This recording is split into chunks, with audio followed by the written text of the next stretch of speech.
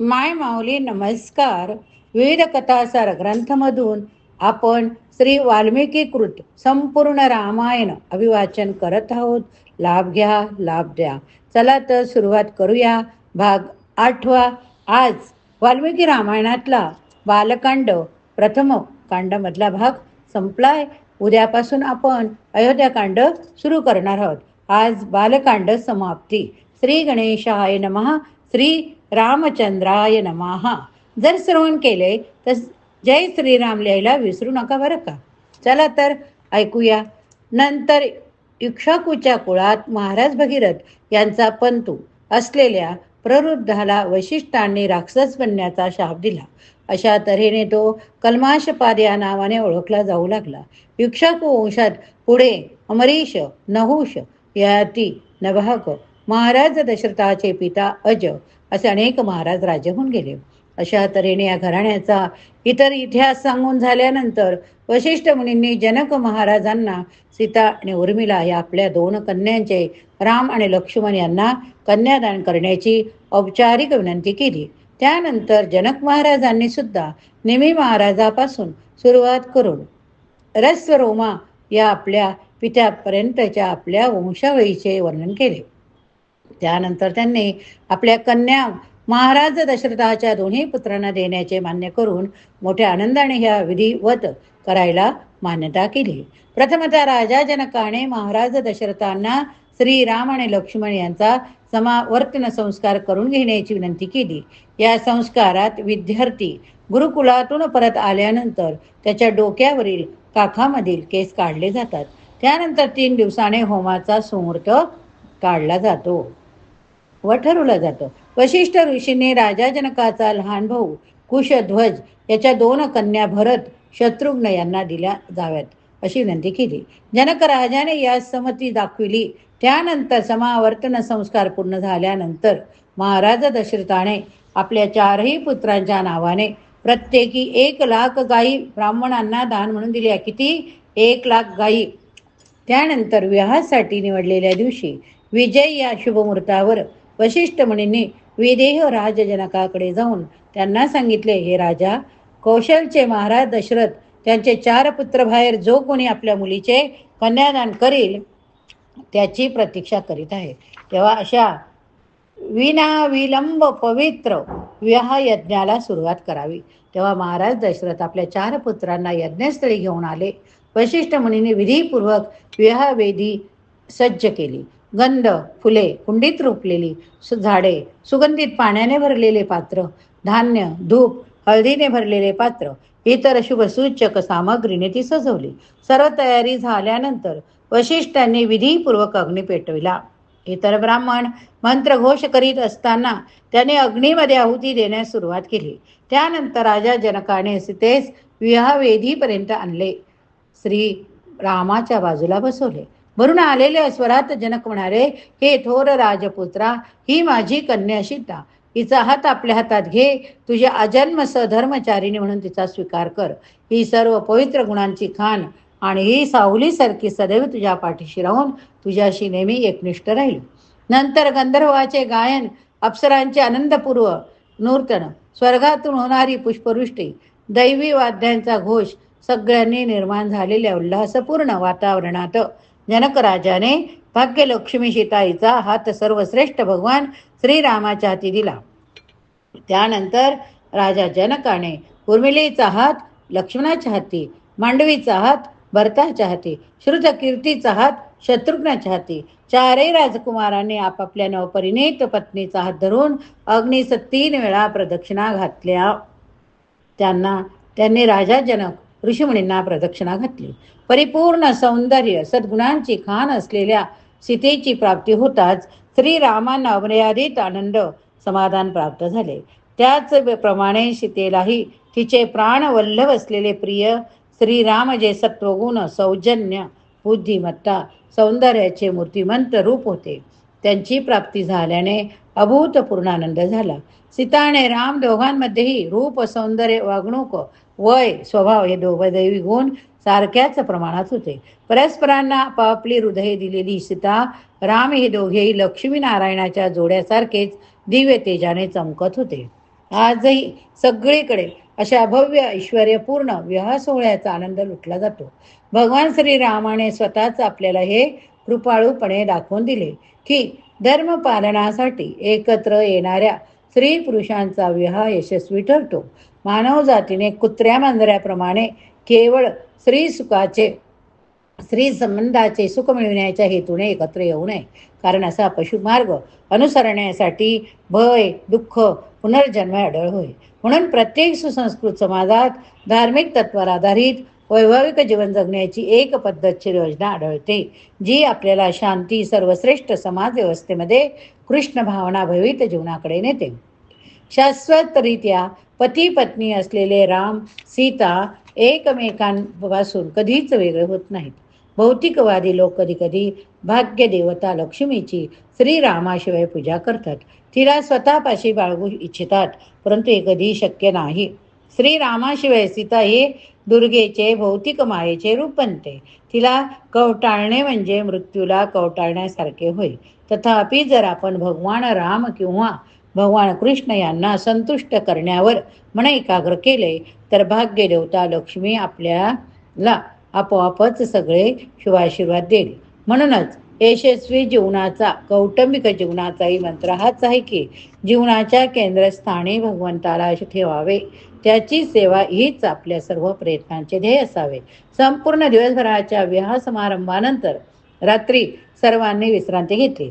दुसरे दिवशी सकाळी विश्वामित्रांनी हिमालयात जाण्यासाठी मिथिला सोडली. नंतर महाराज दशरथ आपले 4 पुत्र नवपरिणीत वधूंना घेऊन राजा जनकाने दिलेल्या अमाप वरदक्षिणेसह अयोध्येला निघाले. परतीच्या मार्गावर असताना डोक्यावर असंख्य भयभीत झालेले पक्षी कर्कश आवाजात ओरडत असल्याचे अशुभ चिन्ह महाराज दशरथांना दिसले. त्याच वेळी आपल्या मार्गावर एक हरिण डावीकडून उजवीकडे आडवे गेल्याचे शुभसूचक चिन्ह त्यांना दिसले. काही सन्निध संकटाच्या भयाने महाराजांनी वशिष्ठ मुनींना यांचे कारण विचारले.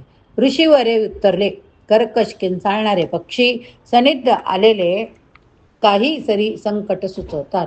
तथापि डावीकडून उजवीकडे जाणारे हरिण सुचवते की त्याबाबत काळजी करण्याचे काही कारण नाही. महाराज दशरथ त्यांचे कुलगुरू जेव्हा अशी चर्चा करत होते, तेव्हा संपूर्ण पृथ्वीला आदरणारे मोठमोठ्या वृक्षांना मुळापासून उखडून टाकणारे भयानक वारे सुटले. सर्व बाजूने धुळीचे लोट उठले. सर्व दिशा झाकळून गेल्या. सभोवताली इतके काजळून आले की महाराज दशरथ, त्यांचे पुत्र वशिष्ठ, इतर ऋषी सोडून बाकी सर्वजण गोंधळून गेले, भयभीत झाले. अचानक भयावह योद्धा म्हणून ख्यातनाम असलेले जटाधारी परशुराम उजव्या खांद्यावर परशु, डाव्या खांद्यावर धनुष्य, हातात सामर्थ्यशाली बाण घेऊन अवतरले. परशुरामांना अशा क्रोधित स्वरूपात पाहून ऋषी आश्चर्यचकित झाले. कारण यापूर्वी 21 वेळा पृथ्वीने क्षत्रिय केल्यानंतर आपला क्रोध सोडून देण्याची, तपश्चर्येत मग्न राहण्याची प्रतिज्ञा त्यांनी केलेली होती. परशुरामाच्या क्रोधाचे कारण काय असावे, असा विचार ऋषीगण करत असताना जमदग्निपुत्र परशुराम भगवान रामांना म्हणाले, भगवान शंकराचे धनुष्य तोडून तू निश्चितच शूर पुरुषाला शोभणारे कृत्य केले आहे. तथापि त्यापेक्षाही महान असणारे भगवान विष्णूचे धनुष्य माझ्याकडे. जर तू स्वतःला वीर म्हणवत असेल तर धनुष्य घे, त्याला प्रत्येचा चढव. जर बाणाच्या लांबी एवढे प्रत्येचा तू ताणू शकलास तर माझ्याशी युद्ध करायला मी तुला पात्र समजेन. परशुरामाचे आव्हान ऐकून आपला प्रिय मित्र आपल्याला गमवावा लागेल. भीतीने महाराज दशरथ दुःखाने व्याकुळ झाले. थरथरत्या आवाजात गयावया करीत ते म्हणाले, हे ऋषी श्रेष्ठ परशुराम, कृपया आपल्या आक्रमक भावनेपासून परावृत्त व्हावे. मी आपणास युद्ध कर्माचा त्याग करण्याचे आपले वचन आठवण्याची विनंती करतो. कश्यप मुनींना पृथ्वीचे राज्य बहाल केल्यानंतर तपश्चर्या करण्यासाठी आपण महेंद्र पर्वतावर निघून गेला होतात. तथापि परशुराम दशरथाकडे दुर्लक्ष करून रामांना संबोधित करीत म्हणाले, शिवधनुष्य विष्णुधनुष्य या दोन्हींची निर्मिती विश्वकर्म्याने केली होती. त्रिपुरासुराचा वध करण्यासाठी भगवान शंकरांना त्यातले एक धनुष्य दिले गेले होते. भगवान शंकराने असुराचा वध केल्यानंतर एके दिवशी देवतागण ब्रह्मदेवाकडे गेले. त्यांनी उत्सुकतेने त्यांना विचारले, कोण अधिक सामर्थ्यवान आहे, भगवान शंकर की भगवान विष्णू. त्यांचा संशय फेडण्यासाठी या दोघांमध्ये संघर्ष निर्माण करण्याची अवस्था ब्रह्मदेवाने केली. परिणामतः एक भयानक युद्ध सुरू झाले. युद्धामध्ये भगवान विष्णूने भगवान शंकराच्या धनुष्याची दोरी तोडून टाकली. केवळ आपल्या आवेशपूर्ण गर्जनेने भगवान शिवाच्या संवेदना स्तब्ध केल्या. देवताच्या कळकळीच्या विनंतीवरून नंतर युद्ध थांबविण्यात आले. या द्वंद्वाचा साक्षीदार असणाऱ्या प्रत्येकानेच भगवान शंकरापेक्षा भगवान विष्णू सर्व दृष्टीने श्रेष्ठ असल्याचा निर्वाळा दिला. तथापि आपल्या प्रभावामुळे भगवान शिव व्यथित झाले. देवतांनी दिलेला निर्णय त्यांना अपमानास्पद वाटला. अशा तऱ्हेने दुःखी आणि वीट आलेल्या अवस्थेत त्यांनी आपले धनुष्य इक्ष्वाकू कुळातील राजा देवरात याला देऊन टाकले. भगवान विष्णूने आपले धनुष्य महर्षी ऋचिक यांना दिले. त्याने नंतर हे आपले पुत्र जमदग्नीला दिले. तथापि आपल्यावर कोणताही अन्याय झाला तरी त्यांचा प्रतिशोध घ्यायचा नाही, अशी शपथ माझे पिता जमदग्नी यांनी घेतलेली असल्यामुळे त्यांनी कधी या धनुष्याचा वापर केला नाही. त्यानंतर हे धनुष्य मला मिळाले माझ्या पित्याचा वध करणाऱ्या कार्तकीय अर्जुनाचा सूड घेण्यासाठी. कार्तवीर्य अर्जुनाचा सूड घेण्यासाठी 21 वेळा पृथ्वी क्षत्रिय केल्यानंतर मी पृथ्वीचा एकुलता एक राजा बनलो. क्षत्रियांना मारण्याच्या माझ्या कृत्याचे प्रायश्चित्त म्हणून कश्यप मुनींनी एक महान यज्ञ केला. त्यांची दक्षिणा म्हणून मी त्यांना पृथ्वीचे राज्य देऊन टाकले. निवृत्त मनाने महेंद्र पर्वताकडे निघालो. तेथे कठोर तपश्चर्येमुळे मी महान सामर्थ्य मिळविले. तथापि जेव्हा मला तू भगवान शंकराचे धनुष्य मोडल्याचे कळाले तेव्हा मला इथे येऊन तुला आव्हान देणे भाग पडले. तू जर स्वतःचा महान वीर समजत असशील स्वतःला तर हे धनुष्य उचल आणि खरोखर तू जर स्वतःला महान वीर समजत असेल तर हे धनुष्य उचल आणि खरोखरच माझ्याशी युद्ध करायला तू तुल्यबळ आहेस का ते पहा. काही न बोलता श्रीरामाने परशुरामाचे आव्हान स्वीकारत त्यांच्या हातून धनुष्य बाण त्वरित ओढून घेतलं. त्याचबरोबर परशुरामाचे दीर्घ तपश्चर्येने प्राप्त झालेले तपोबळही खेचून घेतले. त्यानंतर श्रीरामाने आश्चर्यस्तंभित झालेल्या परशुरामासमोर विनासायास धनुष्याला प्रत्ययाचा जोडून त्यावर बाण चढून धनुष्याची दोरी बाणाच्या लांबीपर्यंत मागे खेचली. मग श्रीरामाने जाहीर केले, ज्यावेळेस आपण श्रवण करतोय त्यावेळेस जर डोळ्यासमोर चित्र आणलंय तर आपल्या डोक्यात पक्क लक्षात राहतंय. आपण ब्राह्मण आहात, विश्वामित्राशी संबंधित आहात, म्हणून मी आपली हत्या करणार नाही. परंतु प्रत्येच्याला चढवलेला माझा बाण व्यर्थ जाऊ नये, आपल्या आव्हानाला सडेतोड उत्तर मिळावे म्हणून आपण आपल्या तपश्चर्येने मिळवलेल्या स्वर्ग प्राप्तीचा नाश करण्यासाठी मी हा बाण वापरीन. देवता देवर्षी श्रीरामाचे शरसंधान पाहण्यासाठी आकाशात गोळा झाले. परशुराम आधीच श्रीरामाकडून निष्प्रभ बनले होते. आता श्रीरामाकडे डोळे विस्फारून पाहणेच केवळ त्यांच्या हातात राहिले होते. शेवटी श्रीरामाने जेव्हा कानापर्यंत बाण ओढून धरला तेव्हा दबलेल्या आवाजात परशुराम म्हणाले, मी कश्यपाच्या हाती पृथ्वी सोपवल्यानंतर त्यांनी मला पुन्हा इथे राहू नये अशी आज्ञा केली होती. याच वेळी रात्र पडल्यापूर्वी मला हे स्थान सोडून जायला हवे.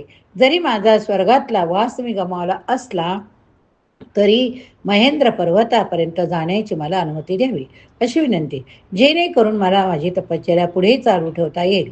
हे रामा, आता माझी खात्री पटली आहे की आपण प्रत्यक्ष भगवान विष्णूच आहात, म्हणूनच आपल्याकडून पराभव पत्करण्याचे मला वैषम्य वाटत नाही. श्रीरामाने न बोलता परशुरामाची विनंती मान्य केली. आपला सामर्थ्यशाली बाण सोडून जमदग्नी पुत्र परशुरामाने मिळवलेलं स्वर्गातील उच्चस्थान नष्ट केले. त्यानंतर परशुराम महेंद्र पर्वतावर परतले. ते निघून जाताच आधी निर्माण झालेला अंधकार पूर्णपणे नाहीसा झाला. आकाशस्थ देवताने तेथूनच अतिउत्साहाने श्रीरामाचा जय जयकार केला. त्यांच्यावर सुगंधी फुले उधळली. भगवान रामाने भगवान विष्णूचे ते धनुष्य वरुणाला भेट दिली. अशा तऱ्हेने सर्व मंडळी पुढच्या मार्गाला लागली. स्वगृही परतल्यावर महाराज दशरथाचे 4 पुत्र आपापल्या भार्यांसह सुखाने राहू लागले. काही काळानंतर केकयाचा पुत्र भरत शत्रुघ्नाचा मामा राजा युधाजित अयोध्येला आला आणि आपल्या भाच्यांनी आपल्या समवेत येऊन राहावे म्हणून त्याने त्यांना निमंत्रण दिले. आपले दोन बंधू केकय राज्यात गेल्यानंतर श्रीरामाने आपले पिता व तीन माता यांची अत्यंत काळजीपूर्वक सेवा करावयास प्रारंभ केला. तसेच त्यांनी आपल्या राज्याचे प्रशासन इतक्या प्रामाणिकतेने जागरूकतेने चालवले की सर्व प्रजाजन त्यांच्यावर मनापासून प्रेम करू लागले. सीता आणि राम यांची एकमेकाबद्दलची नैसर्गिक ओढ दिवसेंदिवस वाढू लागली. परस्परांचे सौंदर्य सद्गुण यांनी बद्ध झालेले ते दोघेही एकमेकाप्रती पूर्णपणे समर्पित झाले. खरे पाहता प्रत्यक्ष भाग्य देवता लक्ष्मी असणारी सीता मूर्तिमंत सौंदर्यच होती. श्रीरामाच्या हृदयातले सर्व काही ती मनोमन स्पष्टपणे वाचू शकत होती. आपल्या पतीला नेहमी संतुष्ट ठेवण्याचा निश्चय केलेली आणि स्त्रीत्वाच्या मृदूपणाचे पातिव्रत्याचे प्रतीक असलेली सीता लवकरच श्रीरामाच्या हृदयाची स्वामिनी बनवण्यात यशस्वी झाली. आज बालकांड समाप्त झाले. आता दुसरे कांड अयोध्याकांड आपण उद्यापासून सुरू करूया. जर तुम्ही श्रवण केले असेल तर जय श्रीराम लिहायला विसरू नका. श्रीराम जय राम जय जय राम, श्रीराम जय राम जय जय राम, श्रीराम जय राम जय जय राम, श्रीराम जय राम जय जय राम.